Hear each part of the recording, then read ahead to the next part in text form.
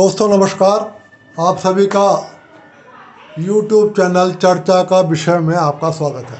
मैं आपको सबसे पहले ये बता दूं कि मैंने कल ही अपने चैनल का नाम बदल दिया है और अब इसका नाम हो गया है चर्चा का विषय। आप सबका समर्थन चाहता हूं। दोस्तों आज बात करेंगे मणिपुर पे। आप लगातार कई दिन से कांग्रेस नेताओं के बयान सुन रहे होंगे, उनके तंज सुन रहे होंगे।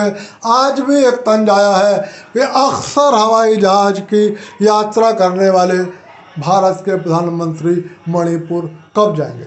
दोस्तों पश्चिम बंगाल की जिस हिंसा पर कांग्रेस पार्टी बिल्कुल खामोश रहती है, वही कांग्रेस मणिपुर की हिंसा पर बहुत चीखती है, बहुत चिल्लाती है। ऐसा क्यों, ये आप समझने का प्रयास करेंगे। मैं आपको सिर्फ मणिपुर की समस्या के फैक्ट्स बताऊंगा कि फैक्ट्स क्या है। फैसला आपके हाथ में है। सबसे पहले मैं आपको ये बता दूं कि मणिपुर का जो संघर्ष है वो हिंदू बनाम ईसाई है। उसके बाद अब मैं आपको मणिपुर के इतिहास पे लेकर चलता हूं। 1949 से पूर्व तक मणिपुर एक हिंदू स्टेट हुआ करता था। 1949 में इसका भारत में विलय हुआ और 1952 में तत्कालीन जवाहरलाल नेहरू की सरकार ने मणिपुर के हिंदू समुदाय, जो मैतेई समुदाय कहलाता था, उसके साथ एक षड्यंत्र किया और मणिपुर के जिस बड़े हिस्से में मैतेई हिंदू समुदाय रहता था, वहाँ की करीब 20,210 या शायद 22,210 वर्ग किलोमीटर जगह म्यांमार को दे दी और इस इलाके में रहने वाले सारे हिंदुओं को शरणार्थी बना दिया। वो हिंदू अपने घर, दुकान, व्यापार छोड़कर मणिपुर के शेष हिस्से में आकर रहने लगे। फिर एक और षड्यंत्र हुआ। मणिपुर में लगभग उस समय 70 से 75 आबादी मैतेई समुदाय की थी और उस समय 25 से 30% आबादी कुकी और नागाओं की थी, जो मूल रूप से भारत के निवासी नहीं थे और देशों से आकर बसे थे, ईसाई धर्म को मानने वाले थे। इनको चीन, अमेरिका और तत्कालीन पाकिस्तान से हथियार, फंड तरह की तमाम तरीके की सहायताएं मिला करती थी। जवाहरलाल नेहरू ने एक दूसरा षड्यंत्र करते हुए 1953 में एक नियम बना दिया कि मैतेई समुदाय, जिसको अनुसूचित जाति और जनजाति का दर्जा प्राप्त है, उसको सामान्य श्रेणी में लाके रख दिया और उनका SC ST दर्जा छीन लिया। साथ में एक और प्रावधान कर दिया कि मणिपुर के पहाड़ी इलाके पर सिर्फ कुकी रहेंगे और नागा रहेंगे, जबकि मणिपुर के घाटी इलाके में सिर्फ मैतेई रहेंगे। उसमें भी एक और प्रावधान कर दिया कि कुकी और नागा घाटी में आकर रह भी सकते हैं और जमीन भी खरीद सकते हैं, लेकिन मैतेई ना पहाड़ी इलाके में जा सकते हैं और ना वहाँ पर जमीनें खरीद सकते हैं।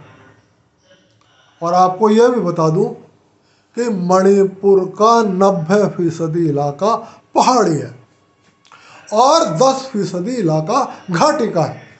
यानी कि बहुमत जनता को 10% हिस्से में रहने के लिए मजबूर किया गया और मात्र 25-30% लोगों को पूरा मणिपुर 90% उनको अलॉट कर दिया गया। मणिपुर में आज भी मैतेई समुदाय का बहुमत है, हालांकि अब उतनी संख्या नहीं है जितनी 1953, 54, 55 में थी। मणिपुर के ये कुकी और नागा, जिनके पास विशाल ज़मीनें हैं, बहुत ज़मीनें हैं, विशाल इनके पास फार्म हाउस हैं, ये मूल रूप से ड्रग्स का काम करते हैं और अंतर्राष्ट्रीय स्तर पर ड्रग की सप्लाई करते हैं। इनके पास बड़े बड़े आतंकी गिरोह हैं जिन्हें हमेशा चीन और अमेरिका का समर्थन तो रहा ही है, कांग्रेस की सरकारों का भी समर्थन रहा। उसका कारण था कि कांग्रेस ये चाहती थी कि मणिपुर से हिंदू मणिपुर से या तो बाहर चले जाएं या धर्म परिवर्तन करके ईसाई बन जाए। वो मणिपुर को ईसाई बहुल राज्य बनाना चाहती थी कांग्रेस पार्टी। लेकिन मैतेई समुदाय के अधिकांश हिस्से ने ईसाई धर्म को स्वीकार करने से इनकार कर दिया। दोस्तों, मैतेई समुदाय हिंदू था। उन्होंने नेहरू जी से ही बहुत अपील करी, कांग्रेस के बाद की सरकारों से भी बहुत विनती करी, लेकिन उनकी एक नहीं मानी गई और हर कांग्रेस सरकार ने इस हिंदू समुदाय का दमन किया। अंततः यह मैतेई समुदाय कोर्ट में गया और मणिपुर हाई कोर्ट ने 20 अप्रैल 2023 को मणिपुर सरकार को यह आदेश दिया कि वो एक निश्चित समय के अंदर यह फैसला करे कि मणिपुर के मैतेई समुदाय को अनुसूचित जाति जनजाति में रखना है या नहीं रखना है।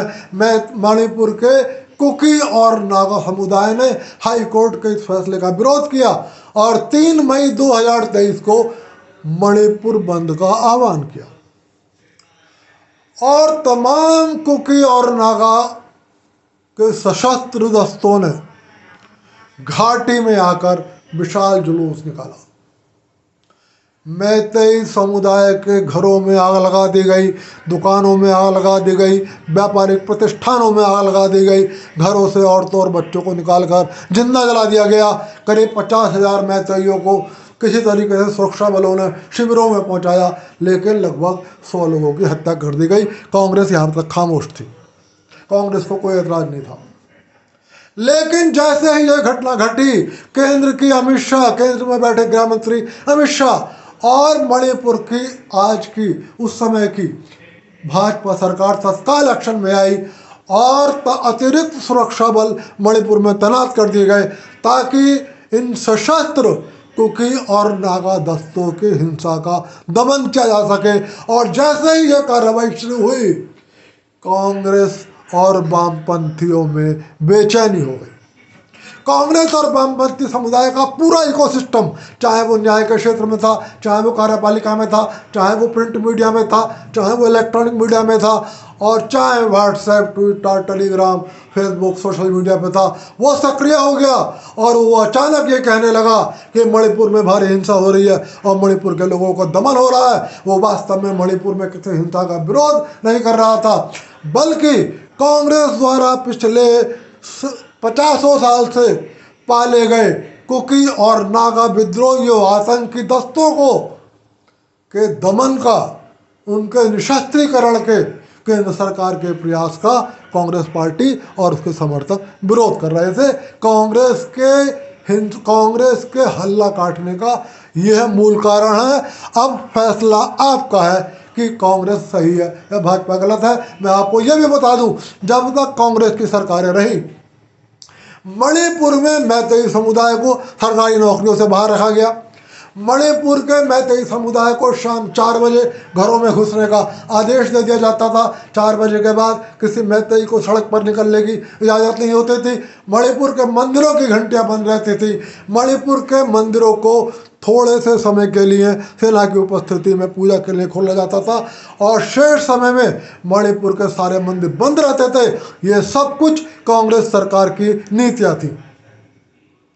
लेकिन वर्तमान सरकार में मैतेई समुदाय को नौकरियां दी जा रही हैं, मैतेई समुदाय के मंदिरों को पूरी तरह से खोलने का आदेश दिया जा रहा है, मैतेई समुदाय के बच्चों को पढ़ाई का अधिकार दिया जा रहा है। यही कांग्रेस की परेशानी है। कांग्रेस की परेशानी मणिपुर की हिंसा नहीं है। कांग्रेस की परेशानी ये है कि मणिपुर के मैतेई हिंदू समुदाय को उसका हक क्यों मिल रहा है। कांग्रेस की परेशानी ये है कि जिस हिंसक समूहों को, नागा और कुकियों को कांग्रेस ने पाला था, उनका दमन क्यों हो रहा है। दोस्तों, फैसला आपको करना है, कांग्रेस सही है या कांग्रेस गलत है। मैं कांग्रेस के लोगों से सिर्फ यही कहना चाहता हूँ, यदि मणिपुर पर बोलने की हिम्मत रखते हो तो पश्चिम बंगाल पे बोलने की हिम्मत करो। और सुन लो कांग्रेसियों, मणिपुर में प्रधानमंत्री जाएंगे, जरूर जाएंगे। उस दिन जाएंगे जिस दिन मणिपुर का मैतेई हिंदू समुदाय को उसका पूरा हक मिल जाएगा, आपके द्वारा पाले गए गुंडों का दमन हो जाएगा, आपके द्वारा पाले गए सशस्त्र दस्तों का निशस्त्रीकरण कर दिया जाएगा, उस दिन प्रधानमंत्री मणिपुर जरूर जाएंगे। आप जलते भी रहिए कांग्रेसियों और देखते भी रहिए कांग्रेसियों। देखो दोस्तों, आज की बात यहीं तक, कल फिर मिलेंगे किसी विषय पर। वीडियो पसंद आए तो लाइक कर देना और चैनल को सब्सक्राइब कर देना। आप सभी को मेरा बहुत बहुत नमस्कार।